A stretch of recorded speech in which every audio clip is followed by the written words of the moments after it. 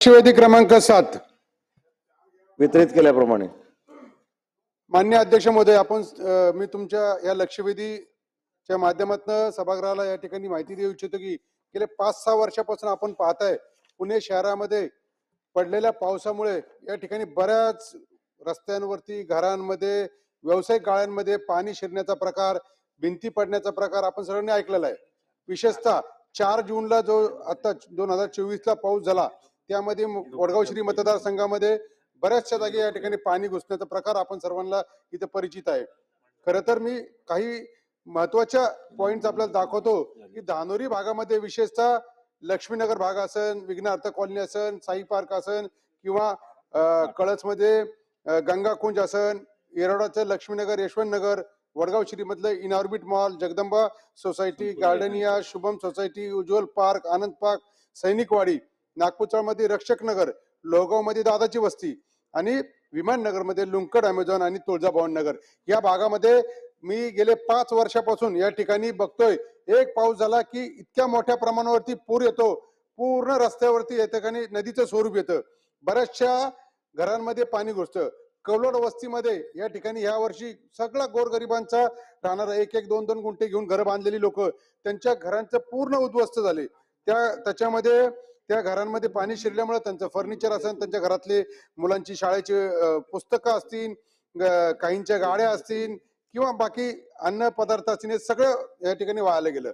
आणि याची मूळ कारण जर पाहिली तर आपण सर्वांनी पाहिलं असेल की महानगरपालिकेच्या माध्यमातून डीपीतले नाले असेल किंवा प्रायमो संस्थेचे नाले असतील, हे नाले बऱ्याच जागी बुजवण्यात आले, बऱ्याच जागी या ठिकाणी नाले बिल्डरांसाठी वळवण्यात आलेले आणि बऱ्याच जागी या ठिकाणी नाल्यांची रुंदी कमी करणं, खोली कमी करणे असं आपल्याला बघायला मिळालं।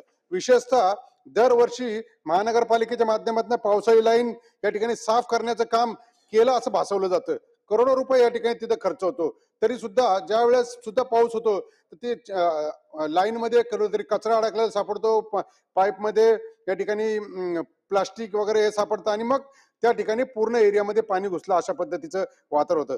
खरं तर प्रत्येक या ठिकाणी माझे स्पेसिफिक 2-3 गोष्टी आहेत की जे वारंवार महानगरपालिकेच्या माध्यमातून या ठिकाणी लोकांना खोटं आश्वासन दिलं जातं, तर माझं राज्य सरकारच्या माध्यमातून या ठिकाणी अशी विनंती आहे की आपण महानगरपालिकेला एक कालबद्ध या ठिकाणी उपाययोजना करणार का, त्याचं कधीपर्यंत करणार, आणि ही जी खोटी आश्वासन दिल्यामुळे लोकप्रतिनिधी त्यांच्या भरोश्यावरती नागरिकांना या ठिकाणी आश्वस्त करतो, त्यामुळे तो रोष येतो। त्यामुळे आपण यांच्याकडनं एकदम कालबद्ध पूर्ण आराखडा तयार करून किती दिवसामध्ये पूर्ण करणार याची एक माहिती घ्यायची। दुसरं, मला ह्या 10 वर्षाच्या कालावधीमध्ये किती नाले बुजवले, किती नाले माझ्या मतदारसंघातले छोटे केले आणि किती नाले बिल्डरांसाठी वळवण्यात आले ह्याची माहिती मिळेल का? शेवटचा माझा हा विषय आहे की जी घरं या ठिकाणी ज्याच्यामध्ये पाणी घुसलं, बरंच नुकसान झालं, याचं सर्वे होईल का? त्या लोकांना, त्याला ज्यांचं नुकसान झालं त्याला सरकारच्या माध्यमातून किंवा महसूलच्या माध्यमातून त्यांना भरपाई मिळेल का? एवढी माझी स्पेसिफिक प्रश्न आहेत। मंत्री महोदय। सन्मान्य अध्यक्ष महोदय, सन्मान्य टिंगरे साहेबांनी त्यांच्या मतदारसंघातल्या पूरग्रस्त भागाच्या संदर्भातली या ठिकाणी लक्षवेधी उपस्थित केलेली आहे। लोहगाव असेल, धानोरी असेल, येरवडा असेल, या ठिकाणी ढगफुटी झाली ही वस्तुस्थिती खरी आहे आणि त्यांनी देखील अशी मागणी केलेली आहे की ज्या ठिकाणी पूर होता त्याचं सर्वेक्षण करून त्याची नुकसान भरपाई मिळाली पाहिजे। आता नुकसान भरपाई निकषात बसत असेल तर नक्की दिली जाईल, परंतु त्याचं पुनर्सर्वेक्षण करायचं जर असेल तर महानगरपालिकेच्या आयुक्तांना तशा पद्धतीचे निर्देश दिले जातील आणि नियमामध्ये जर ती नुकसान भरपाई बसत असेल तर ती देखील दिली जाईल। कालबद्ध कार्यक्रम करावा, यासाठी ठोस उपाययोजना करावी अशा पद्धतीनं सन्मान्य सदस्यांनी या ठिकाणी भूमिका मांडलेली आहे। तर मी सन्मान्य सदस्यांना आश्वस्त करू इच्छितो की आजच महानगरपालिकेच्या आयुक्तांना माननीय सदस्यांबरोबर बैठक घेऊन त्यांच्या मतदारसंघातला कालबद्ध कार्यक्रम ठरवून त्याच्यावर कार्यवाही करण्याच्या सूचना दिल्या जातील। बापू। 2 दिवसापूर्वीच मंत्री महोदय सामंत साहेबांनी माझ्या वाघोली गाव संदर्भात मीटिंग घेतली आणि सकारात्मक भूमिका त्यांनी त्या ठिकाणी दाखवली।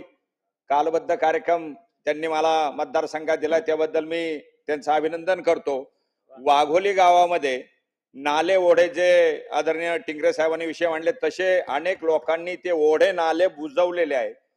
तर ते ओढे नाले मोकळे करण्यासाठी काही कालबद्ध म्हणजे काही काळात त्याचा सर्वे करून कमीत कमी दिवसामध्ये साधारणतः बाबा 15 दिवस 10 दिवस अशा कालावधीमध्ये हे नाले ओढे निदान मार्किंग करून त्या लोकांना नोटिसा देऊन खुले करण्यासाठी काय प्रयत्न सरकार करेल का?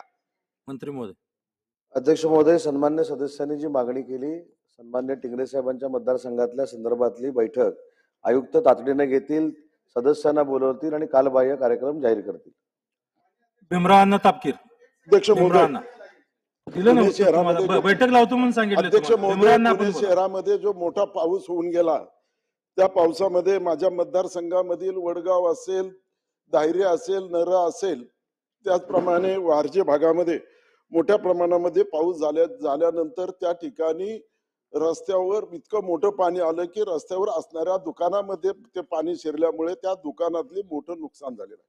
वडगाव भागामध्ये मोठ्या प्रमाणामध्ये कपड्याची दुकानं होती, अंतर्गत काही दुकानं होती, त्या दुकानामध्ये पाणी शिरल्यामुळे त्या ठिकाणी नुकसान झालं. संबंधित अधिकारी येऊन मी त्या ठिकाणी कळवल्याच्या नंतर तहसीलदार साहेबांनी त्या ठिकाणी तलाट्यांना पाठवून त्या ठिकाणी पंचनामा केला, परंतु आज तागायत त्यांची भरपाई मिळाली नाही. माझी एकच आपल्याला मंत्री महोदय विनंती आहे की त्या ज्यांचं नुकसान झालं, ज्यांचा पंचनामा झाला, त्यांना या ठिकाणी भरपाई मिळावी ही या ठिकाणी आपल्याकडून अपेक्षा व्यक्त करतो.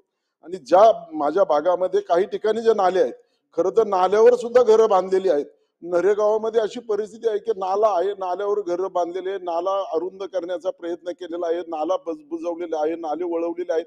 या संदर्भामध्ये सुद्धा आपण कधी का होईना योग्य ते पाऊल उचलणं अत्यावश्यक आहे. अन्यथा केव्हा कधी पाऊस येईल आणि कोणाच्या घरामध्ये पाणी शिरेल याचा नियम सांगता येत नाही. यासाठी आयुक्तांना आपण बैठक घेऊन त्या ठिकाणी योग्य ती कारवाई करण्याचे आदेश देणार का?